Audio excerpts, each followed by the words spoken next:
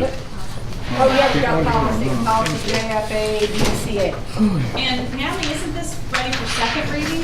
So it is, but what I needed to get input from Yeah, you all personal. is At the last school board meeting. whether, before I prepared it for second reading, is whether or not you wanted to clarify which organization you want to include in this particular policy. Yeah. Because there are also substitute Kelly Services workers, I think So- there's some.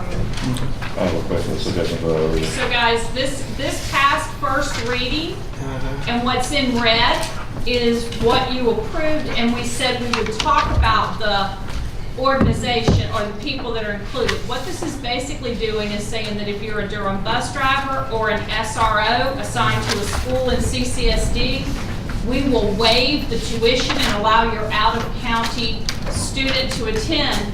The question is, what if they're an employee of a vendor?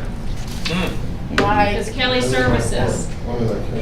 Right, and we'll change Durham bus service to contract bus drivers, just in case that And if contract we go ever down the road changes. for vendors, what about vendors that provide other services? Yeah, what about construction companies Right, so that Chris- do work in our district? Right, so the question is, do we move this forward for second reading by adding other groups of people? No. Chris? Well, my thought is, You need to be specific. I didn't really begin to look at this till today closely. And when I saw that you named the vendors, such as Durham and SROs, that troubled me right away. Because I don't think a policy should identify benefits to any particular group of employees, in this case, and that's just all the employees. These So- are employees. Well, I understand, but with non-employees and non-resident, my suggestion would be that the language that pertains to non-resident students is waived for children of employees residing outside the country and otherwise qualified to attend the magnet school program. The other language says such a Durham bus service, school resource. I think we need to take all that out, that line, beginning with Durham, take all that out. Don't identify anybody, but simply leave it as affiliated. I think affiliated is the word, or affiliated work with the district. Yeah, but that's not, But does that include Define. someone who's working construction Yes, temporarily? and it includes the Well, see, order vendors, it let me- includes the let me- groundskeepers, Hold on and a we get real Let careful. me finish my Oh, I was point. answering Priscilla's question. I know, but I'm gonna answer it myself. What I mean is that when you identify the groups like this, it's sort of like the twin policy thing. Cherry picking. You got if you got two kids, you get in, but if you got triplets, then no. You know, you identify and you select it among the groups. So if you have a policy that says in general, non-resident students, parents do work with affiliated with the district, can be considered something more generic. The specific is what's getting us in trouble. We start identifying the groups and naming who can get in, who can't get in. It has to be sort of generic, but yet they all qualify under a certain standard. And I don't think this policy meets that standard yet. I don't think it's ready for second reading. But I think it needs additional work that we set the standard for what qualifies to be considered for to attend a non-magnet school or magnet Okay, school. so I need to ask you questions because I've got to actually write, if anybody agrees with you. Offer that. It says, out of county, if the children otherwise qualify for attendance at a magnet school or program. We have very specific qualifications for those, so what more specific do you need in that sentence? Not the children, the employees. So that sentence is fine. So what you want to do is you want to have this where it becomes anybody affiliated with the district has an opportunity to apply. In a sense, individuals, employees that are affiliated with the district may apply. Doesn't mean you get it, but you can apply. We have to establish the criteria, what it is. Well, and then what criteria are you thinking? Well, even though you work in the district, or let's say you have a part-time job, and at night you come clean the windows, or once a week you come exterminate, Right. or once a month you come exterminate around the property, that may not be eligible for your student to get in, that tuition waive. But it could be the case that the mom is a nurse, and the mom works as a nurse, a contract nurse in the school, and goes there every day. That might be a different story. I hear you, and I'm with you in the sense that, I don't know if this is a good idea where it is, because I I really like the don't, way I run meetings, but. what happens when one board lets one kid in and that board doesn't let another kid in, and she says, well, my job's just as important as the job of the kid you let in? I don't know that we want to write a policy that tells us to write the policy every time we get, I mean, we'd be having to make a policy decision every time there was an application. Do we need to have it? Yes. Okay?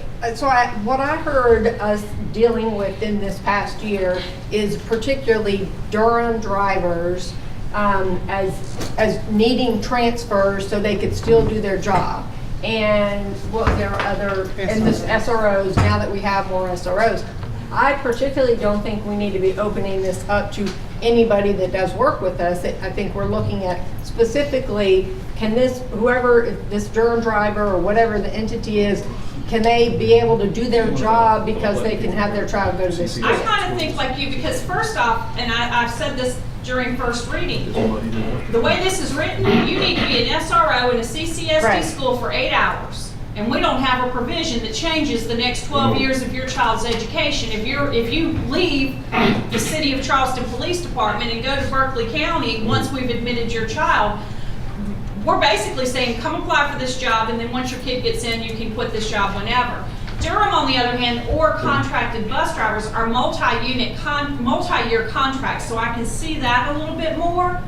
But you know, how many non-out-of-county kids can, and remember this, they're not coming to go to North Charleston High School, they're coming to get into Academic Magnet, they're coming to get into SOA. How many moms are going to apply for a job as a contract teacher Just so. or a contract nurse for a year to get their kid through on this system? And I'm not saying that that will or won't happen, but if we don't plan how this is worded now, it's in our laps when somebody thinks to make that happen.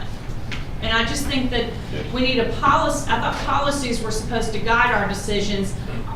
A policy isn't written to say, okay, apply to us and we'll make a decision individually each and every time. I can see the bus drivers, that's a multi-year contract. Well, I I'm think, concerned about other entities. since you're the Cheshire man, well then, could the policy then simply state that the direction I was going to go was something you mentioned about working in our schools for 8 hours. Unfortunately, Durham drivers don't work for 8 hours. No, I meant but they would literally quit the next right. day. But my point would be then why won't we allow that to be the determining factor? You would have to be a full-time employee of the district or work in a full-time capacity for the district to qualify. Because- So if I own the landscape company and I do the grounds for the region, that doesn't necessarily mean that my child should be able to get in under this policy. But if I'm a school nurse and I'm contracted between 2 schools and I put in an 8-hour full-day workday, then that would. I got you, Michael. This, employees, if you are a nurse and you're employed by CCSD and working in 2 separate schools, you already have a policy. This is a policy specifically written for people who are not employed by CCSD. See the difference? I would like to suggest that that we spend some more time and maybe look at Absolutely. this another Thank you. number. Yeah, it's not ready at all. Right. Maybe happy to pull it. Maybe a couple people who are real passionate about it could sit with Natalie at some point and hash out some of that for us. with us. Because we're not talking about employees. I got you. All right, Right. so yeah, I'd like to, this is an action item if I'm correct, so I believe I'm gonna need an action to pull it. No, it's information only, thank you. Don't bring it to the next board meeting. I will not. Thank you. Does that conclude And that policy? concludes that meeting. All right, other business. We got certification of delegates for 2018 delegate. I nominate Priscilla. She's up there. Oh, is she? You Do you, it's good. Someone, a second. Do you accept? So we really need probably 2 people, just in case one person couldn't go. So this is, Priscilla, do you accept if you're nominated? She accepts it twice. you have to be a delegate at the School Board Association meeting. Right, this isn't people going, this is the one who votes on the issues and they represent our district. Yeah, but you have to be there at that meeting You have to in be at that December. meeting. Right. And I didn't hear Priscilla say no, and I got a second, so let's vote. All right, so do we want to have a second person though, just so we have backup? Okay. I nominate Reverend Mack. All right, Second. Reverend Mack and Priscilla. You want to be the, The delegate. You didn't say no fast enough. Nobody got that quick, man. he declined. Well, what about Cindy? Put on Jeff No. Brewer. Okay, well, Why, be is it a bad Priscilla. Michael Miller. Nah, I can't, well. I mean, it All right, could we'll be- have Priscilla. Yeah, I just, I'll second Miller. Yeah. Miller, you want it? But he might win his like that.